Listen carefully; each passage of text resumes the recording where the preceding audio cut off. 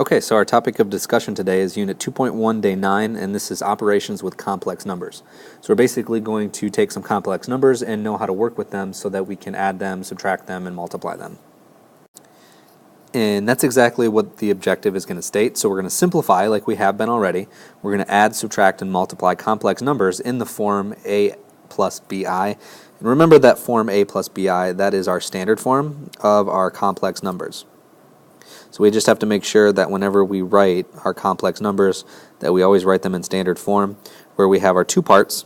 So if we don't remember our two parts, we have our real part here. So the a is the real part, and then the bi would represent our imaginary part. So just making sure that we can understand how complex numbers are stated, but also so that we can add, subtract, and multiply them. So if we look at the first thing, so adding and subtracting complex numbers. Now when we add and subtract complex numbers, remember this is our standard form, so we always have this form here. And if you notice, each one of our complex numbers are written in that form. And we use parentheses just to separate the fact that we have a complex number and another complex number, and that it's not just a bunch of real and imaginary parts all kind of thrown around. Now the way that we do this, in order to add and subtract real number or complex numbers, we're going to add and subtract just the real parts, and then we're going to add and subtract the imaginary parts. So in a way, this is just like we did for like terms and polynomials. So we can only add the real parts and we can only add the imaginary parts. So what this looks like, so we have 12 plus 6i plus 14 plus 3i. So the idea is that this is our real part and this is our real part. And those are the only two things that we can add together. So if I was to talk about my real part of my two complex numbers, would simply be 12 plus 14. And that would give me 26. And then my imaginary part, I'll do this in blue, so we have 6i and we have 3i. Now we can kind of imagine this, if you will, kind of like terms here, and we can kind of treat I, so I'm going to put a little note up here, treat I like a variable, because that's really what it's going to, it's not necessarily a variable because it doesn't have a particular unknown value, because we know what I is just representative of an imaginary number, but as we're dealing with complex numbers, we can treat it like it would be a variable. I can't add something with an I with something that doesn't have an I, just like I can't add something with a variable that doesn't have a variable. So when I look at this, 6i plus 3i is just simply 9i. So it's just like it would be adding x's. It doesn't become I squared or anything like that. It's just 6i plus 3i means I have 9 total i's. And so when I put that all together back in its standard form, would simply be 26 plus 9i, would be my simplified form. So the idea is that we treat complex numbers, or we treat I just like a variable, and just kind of add our like terms in a way, but they're just real and imaginary parts. They can't be combined together, so this is my final form here. They can't be combined together, I just leave it as it is. So just add your real parts, add your imaginary parts, and then leave them separate. And so if I give you a couple examples here, so the idea is that we have two complex numbers that are being added together. So we just add their real parts. So we have 26 plus 42, which would give me 68. And then I have my imaginary parts, negative 13 plus 8. So negative 13 plus 8 would give me negative 5i. And then so there's my sum of my two complex numbers. So I just add the real parts, I add the imaginary parts. Now with the subtraction works a little bit different. So what we have to make sure is that we always distribute our subtraction. So in a way, this is kind of like what we did when we dealt with polynomials, because we're subtracting the entire quantity of this complex number. So this negative has to be distributed to both of these pieces. So if I rewrite this kind of like what I would rewrite polynomials, this is 25 plus 6i minus 33 minus 14i. So I have all these different parts, and we just have to make sure that we always distribute our subtraction, especially when there's parentheses. And it doesn't matter whether it's complex, it doesn't matter whether it's just regular values.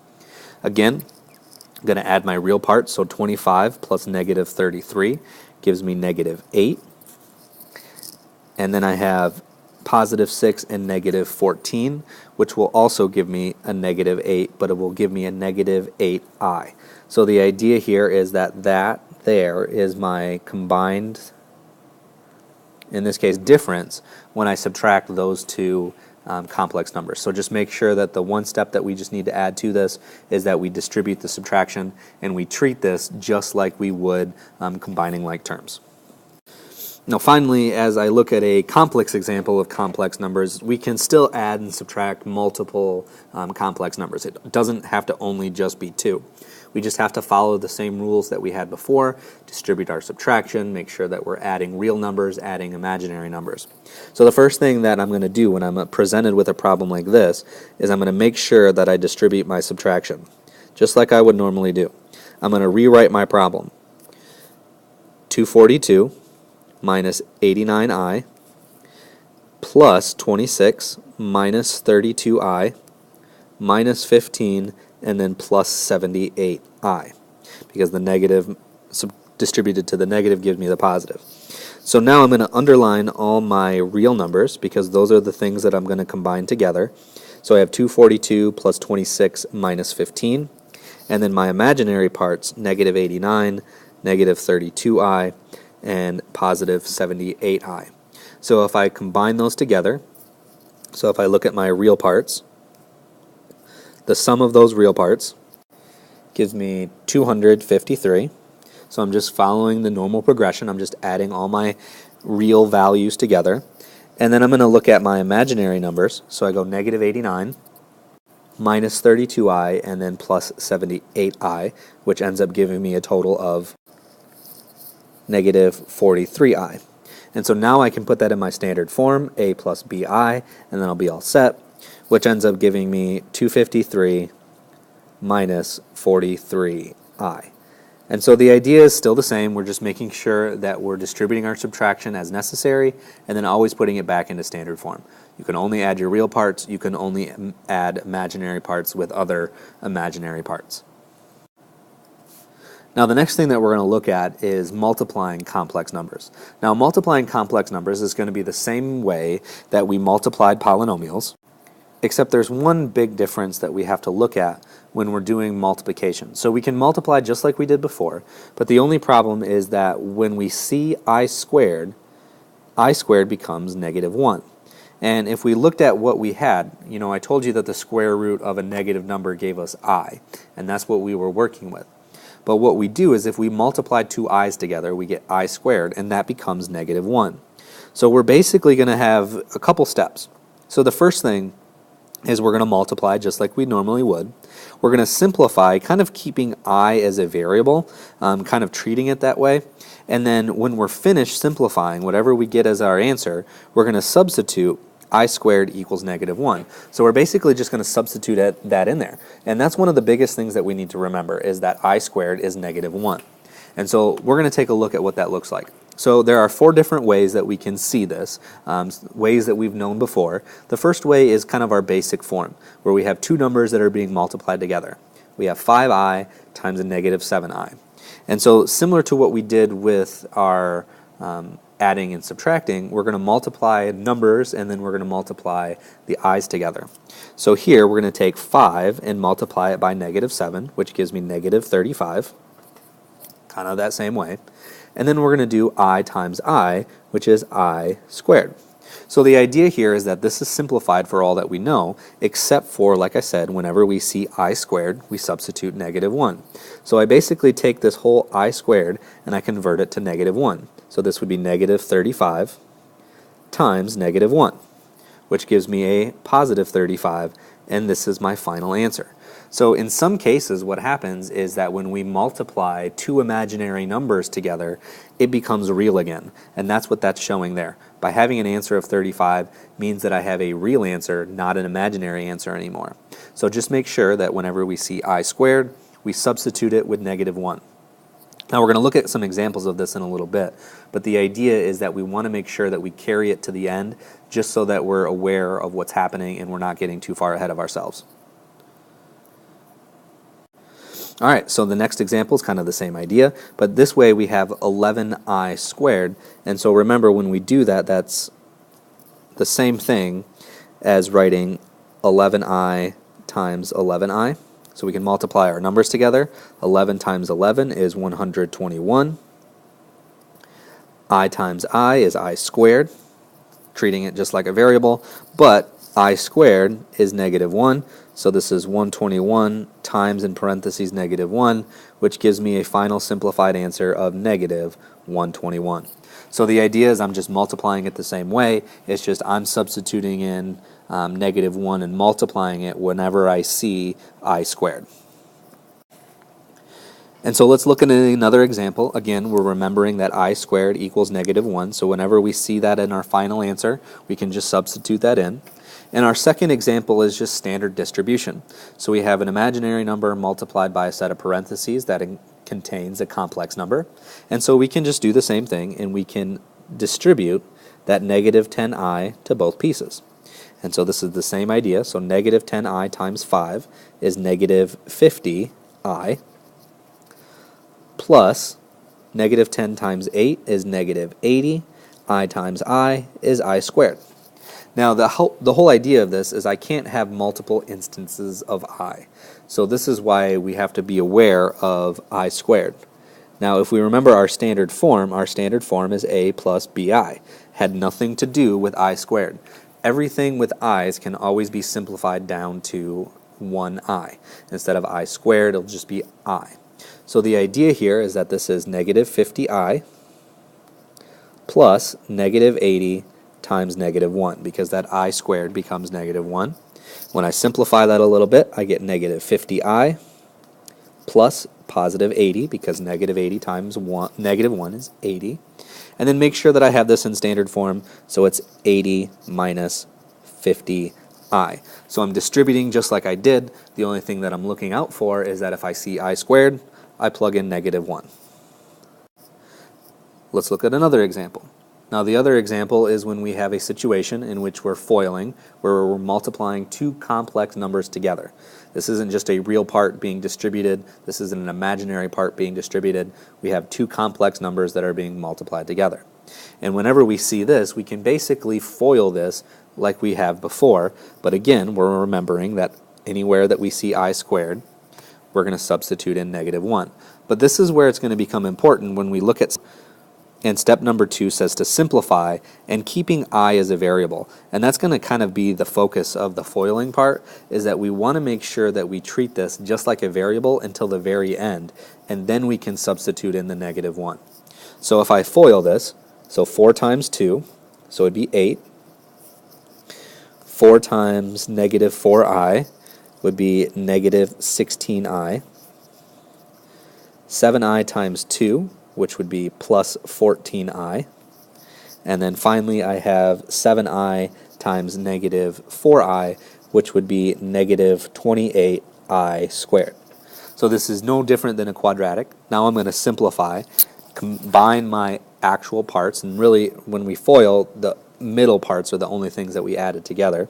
So 8 minus 2i minus 28i squared.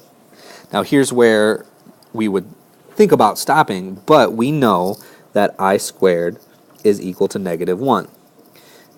-1. And so what we can do is we can just substitute that in there. So this would be 8 minus 2i minus 28 times -1. And so when we simplify that again, we have 8 minus 2i plus 28. Now, one thing that you might notice is that what's going to end up happening is this is going to end up just switching signs. So we had -28i squared basically just became plus 28.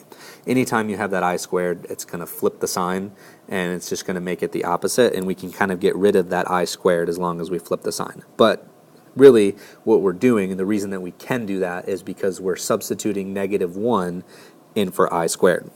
Now I go back to where I was before, and I have two real parts that I can add together, 28 plus 8, which is going to give me 36, minus 2i. So again, we're still foiling the same way that we know how. The only difference is whenever we see I squared, we're going to substitute it with negative 1, and then kind of simplify it from there.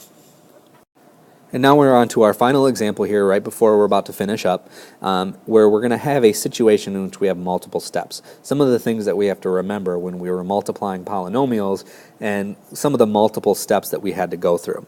Again, we're remembering that I squared is equal to negative 1, so don't forget about that. We're simplifying and using I as a variable, so make sure that we're carrying that through as much as we can so that we don't make any more mistakes than we need to.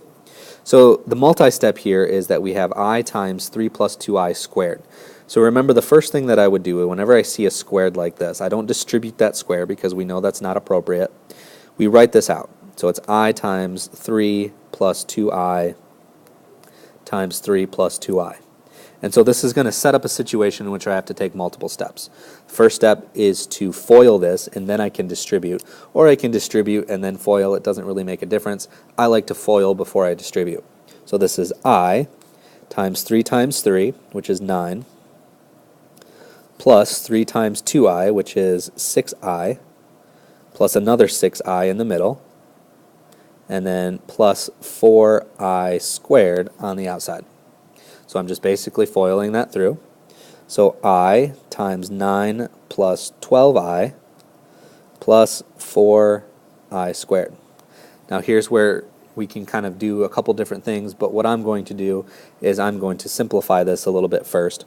So this is I times 9 plus 12i